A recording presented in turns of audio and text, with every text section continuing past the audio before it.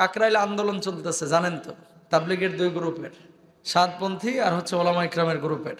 ভাই, এদেশে দাওয়াত তাবলিগের যে মেহনতটা, সাধারণ মানুষ কাজ করেছে, আপনারা কাজ করেছেন, কিন্তু আলেমদের সহবত ছাড়া কখনো বিশুদ্ধভাবে কাজ করা সম্ভব না, ঠিক কিনা ভাই? কোনটা হালাল হারাম আপনি জানবেন কিভাবে আলেম ছাড়া? তো ওলামা ইকরাম যাদের সাথে আছে তাদেরকে সমর্থন দেওয়া উচিত। এখন কিছু কিছু মানুষ কি করে জানেন? ওলামা ইকরাম না, প্রশাসনের ক্ষমতা পাওয়ার দিয়ে নিজেদের জায়গা দখল করতে চায়। এটা ঠিক না। ইসলামে মতবিরোধ থাকবে, বুঝেন কথা, ইসলামে মতবিরোধ থাকবে, কিন্তু এটা আক্রমণাত্মক, হিংসাত্মক, মারামারি, কাটাকাটি পর্যায়ের পর্যন্ত যদি চলে যায়, অমুসলিমরা এগুলো দেখে হাসাহাসি করবে, ঠিক কেনা ভাইরা? বাপের সাথে ছেলের মারামারি হয়েছে বাড়ির মধ্যে, এখন যদি আপনি গোটা মহল্লা ওয়াজ করে বলে বেড়ান যে আমার ছেলে আমার মারছে, সম্মান থাকবে না নষ্ট হবে? নষ্ট হবে। তো ভেতরের কিছু বিষয় এটা ভেতরে রাখতে হয়। বউয়ের সাথে ঝামেলা হয়েছে, এটা বাইরে এসে বলতে হয় না যে আজকে দিছি জরিনার মারে খেচ্ছে মার দিছি, আজকে জরিনার মারে দিছি খেচ্ছে মার।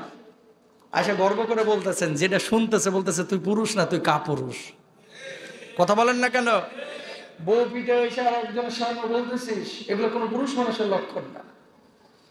ইসলামের মধ্যে, মুসলমানদের মধ্যে, তাবলিগের মধ্যে, জামায়াতের মধ্যে, ইসলামী সংগঠনের মধ্যে মতবিরোধ থাকতে পারে, থাকবে, কারণ সারা পৃথিবীর মানুষ একটা জায়গায় একত্রিত হবে না। 5 ওয়াক্ত নামাজ ফরজ, এটা সবাই একমত, কিন্তু নামাজে হাত বাঁধবো কোথায়? বুকে, নাভির উপরে না নাভির নিচে? মতবিরোধ আছে না নাই?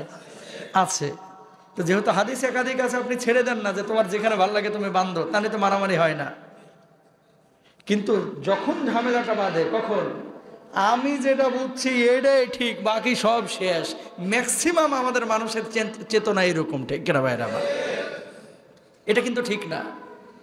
যদি এমনটা হয় তাহলে আপনি বলেন, এখানে শেখার আছে কিন্তু, আপনি বলেন কি যে আমার এই মতাদর্শ ছাড়া আর জান্নাতে যাওয়া যাবে না, আল্লাহ তাআলা আমার জান্নাতের ঠিকাদারি বানাইছে, এখন জান্নাতের টিকিট আমি তোমাদেরকে দিতেছি, নেওয়ার ফরফরায় জান্নাতে চলে যাও। এমন কথা কেউ যদি বলে, ও জাহেল, ও মূর্খ, ঠিক কিনা ভাইরা আমার?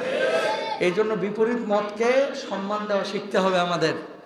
কিছু জিনিস এগুলো আমরা উন্মুক্তভাবে গ্যাঞ্জাম পাকাবো না, পাকাইলে মানুষ এগুলো নিয়ে হাসাহাসি করবে, অমুসলিমরা এগুলো নিয়ে হাসাহাসি করবে।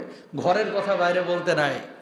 যেখানে আল্লাহর একত্ববাদ আছে সেখানে কোনো বৈষম্য নাই, মানুষের ভিতরে তারতম্য নয়। তাকান, আজকে মসজিদে ঢুকেছেন, ধনীও ঢুকছে, গরিবও ঢুকছে, হুজুরও ঢুকছে, খতিবও ঢুকছে, মুয়াজ্জিনও ঢুকছে।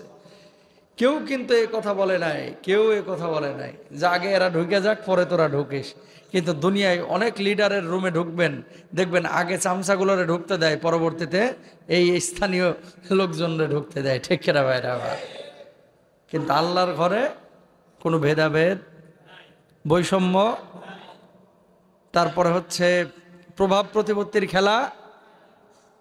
যদি কেউ এটা মনে করেন, নামাজ হবে না, এর নামাজ হবে না। কি মনে করে যে আমি দাঁড়াচ্ছি আমার পাশে, এই লোকটা এ তো আমার স্ট্যাটাসের সাথে যায় না, যদি কেউ এমনটা মনে করে, নামাজ হবে? হবে না। কেন হবে না?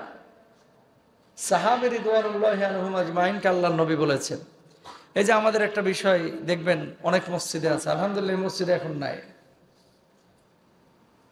কখন আসবে সভাপতি সাহেব, কখন আসবে ক্যাশিয়ার সাহেব, কখন আসবে সাধারণ সম্পাদক, কখন আসবে সেক্রেটারি, মুয়াজ্জিন সাহেব ওই সকাল 10টা থেকে জায়নামাজ পাইতে জায়গা দখলে রাখছে।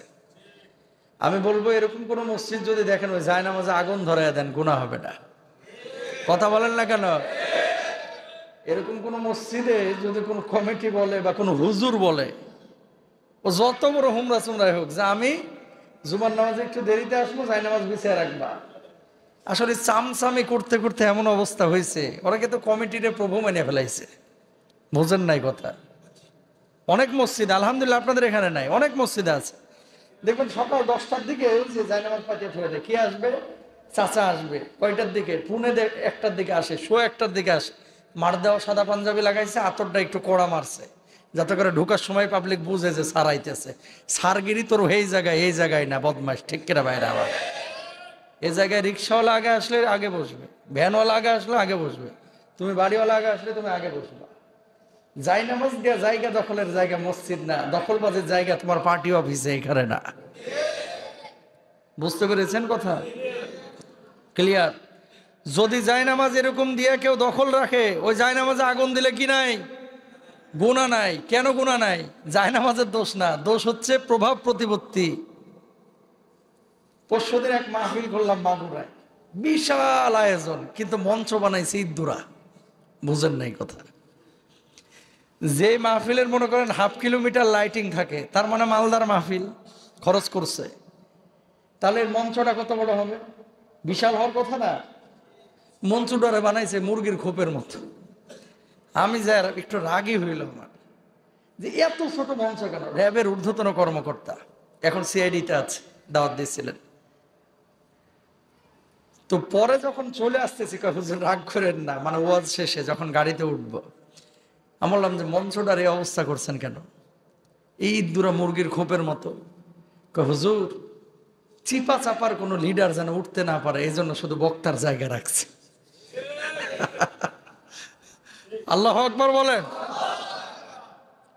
কারণ চটি নেতা, মোটা নেতা, চিকন নেতা, ঝাড়ু নেতা, গামছা লীগ, ছাত্রলীগ, আওয়ামী লীগ, বিএনপি, জামাত, জাতীয় পার্টি, জাসদ, বাসদ, কত রিক্সা শ্রমিক, ভ্যান শ্রমিক, ট্রাক শ্রমিক, বাস শ্রমিক, প্রাইভেট কার শ্রমিক, শ্রমিকের তো অভাব নেই। সবাই যদি এসে চেয়ার চায়, দিমু কোথায়? এর লেগে খালি বক্তার চেয়ার ছাড়া আর মঞ্চই বাড়ায় না, ইদ্দুরা করে রেখে দিছি। বস, এবার কই বসবি? আয়সা চিপা চাপাই খাড়ায় রয়েছে, উঠতে পারে না। কথা বুঝতে পারছেন? কেন বলতেছে এই কথাগুলো? এই জাতি, এই দেশের মানুষ সাফারা। ও ভাই, আপনি যখন দলীয় কোনো প্রোগ্রাম করেন, কোনো হুজুর যায় কি ওখানে খাড়া হয়ে থাকে? বুঝেন কথা? হ্যাঁ, আপনি এলাকার নেতৃস্থানীয় লোক, আপনি যাবেন, আপনি মসজিদে কথা বলবেন। এই মেম্বার থেকে আপনার ভোট চাওয়া জায়েজ নাই।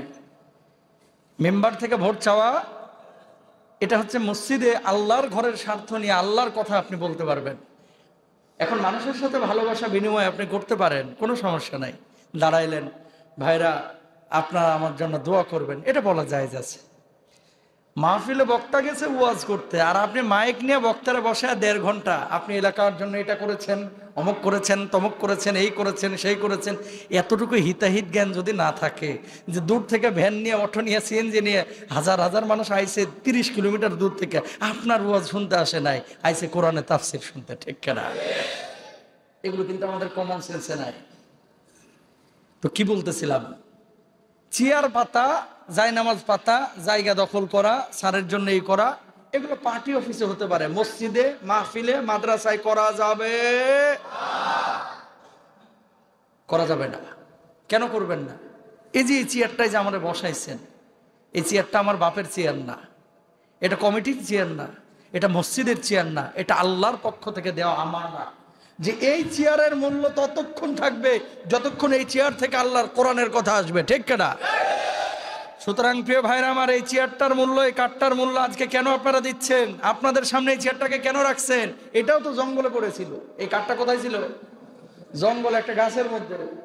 ওখানে যা কুত্তাও বসে থাকতো, মানুষও বসে থাকতো। আজকে এই চেয়ারটা নামাজের একবারে মেম্বরের মধ্যে ঢুকছে। এত ইজ্জত কেন আল্লাহ তাআলা দিয়েছেন? দিয়েছেন এই কারণে যে এটা আল্লাহর জন্য ব্যবহার হচ্ছে। নিজেকে যখন আল্লাহর জন্য উজাড় করে দেবেন এই কাঠের মতো, আল্লাহ তাআলা আপনারা ওরকম সামনে সম্মান এমনি দিয়ে দিবে, ঠিক কিনা? এই সম্মানটা আপনাকে এমনি আল্লাহ তাআলা দিবে। মানুষের ভালোবাসা কাড়িয়ে নিতে হয় না, জোর করে ভালোবাসা হয় না। জোর করে কি হয় না? ভালোবাসা হয় না। ভালোবাসা হচ্ছে আন্তরিক বিষয়। কাজ করার বহুত জায়গা আছে, বাইরে মানুষের জন্য কাজ করেন, অসুস্থ মানুষের সেবা করেন, এলাকার মানুষের জন্য টিউবওয়েল বসান, একটা মানুষ কষ্ট পাচ্ছে তার কিছু সহযোগিতা করেন। মারা যাবেন, আপনার জন্য কান্নাকাটি করবে না। তো এগুলো না করে ফলস ভালোবাসা, মিথ্যা ভালোবাসা, সে যেই হোক না কেন, হুজুর হোক, খতিব হোক, মুসল্লি হোক, কমিটি হোক, মাহফিল কমিটির সভাপতি হোক, জোর করে ভালোবাসা হয় না। আল্লাহর ভালোবাসাও পাওয়া যায় না। ভালোবাসা হৃদয়ের বিষয়, অন্তর থেকে আসে। ভালোবাসার কাজ করতে হবে, ঠিক কিনা? দোয়া করে আল্লাহ তাআলা তাবলীগের মধ্যে যে ঝামেলাগুলো হচ্ছে, বিশেষ করে সাদপন্থী ভাইয়েরা অবুজের মতো যে কাজগুলো করতেছে, তাদেরকে বুঝ দান করুক। আমিন বলেন, সবাই বলেন আমিন।